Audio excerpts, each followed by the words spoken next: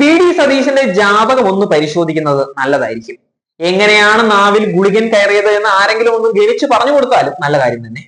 വിവരക്കേട് മാത്രമേ പറയുകയുള്ളൂ, കാണിക്കുകയുള്ളൂ എന്ന് തെളിയിച്ചുകൊണ്ട് നടക്കുന്ന ഈ സതീശനെ എങ്ങനെയാണ് ഒരു സംസ്ഥാനത്തിന്റെ മുഖ്യമന്ത്രിയാക്കുന്നത്, അല്ലെങ്കിൽ എങ്ങനെ മുഖ്യമന്ത്രിയാകും?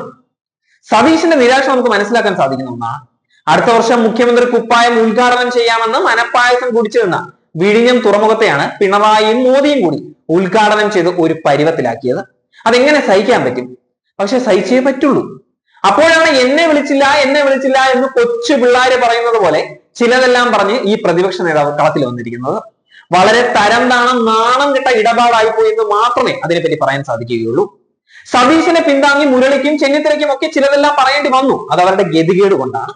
ഉമ്മൻചാണ്ടിയുടെ പേര് പറഞ്ഞ് ഇവരെല്ലാം മുറവിളി കൂട്ടുമ്പോൾ യഥാർത്ഥത്തിൽ ഈ പദ്ധതിയുമായി കളത്തിൽ വന്ന MP രാഘവനെ, അന്നത്തെ മുഖ്യമന്ത്രി കരുണാകരനെ ഈ കോൺഗ്രസുകാർ തന്നെ മറക്കുന്നത് ബോധപൂർവമാണ് എന്നാണ് പറയേണ്ടത്.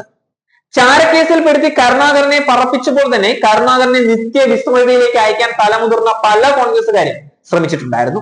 അതിന്റെ ഒടുവിലത്തെ ഉദാഹരണമാണ് മണ്ഡലം പുനഃസംഘടന വന്നപ്പോൾ മാള നിയോജക മണ്ഡലം തന്നെ ഇല്ലാതാക്കിയിരിക്കുന്നത്.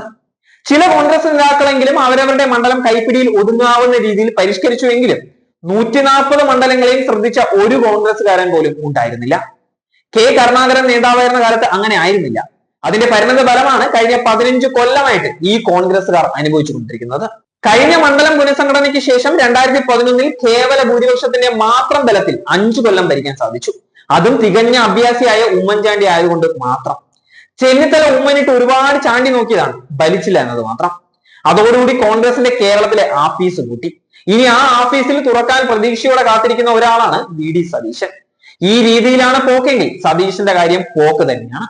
ഒരിക്കൽ സതീശനെ കണ്ട ഒരു വ്യക്തി UDF നിന്നും ചില ഘടകകക്ഷികളെങ്കിലും മനസ്സുകൊണ്ട് അകന്നു നിൽക്കുകയാണ് എന്നുള്ള ഒരു അഭിപ്രായം പറഞ്ഞിരുന്നു.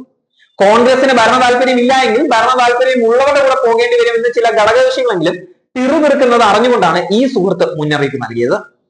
എന്നെ ഉപദേശിക്കാൻ താനാരാടാവുക എന്ന ഭാവമായിരുന്നു സതീശൻ അന്ന് ആ വ്യക്തിയോട് കാണിച്ചിട്ടുണ്ടായിരുന്നത്. കരുണാകരനോ പിണറായി വിജയനോ ഇങ്ങനെ ഒരു കാര്യം കേട്ടിരുന്നുവെങ്കിൽ അതിന്റെ മുഴുവൻ കാര്യങ്ങളും പറഞ്ഞവനോട് കിള്ളിയെടുത്തിട്ട് മാത്രമേ അവനെ പുറത്തു വിട്ടുള്ളായിരുന്നു. അതിന്റെ പരിഹാരം അവർ ഉടൻ ഉണ്ടാക്കുകയും ചെയ്യുമായിരുന്നു.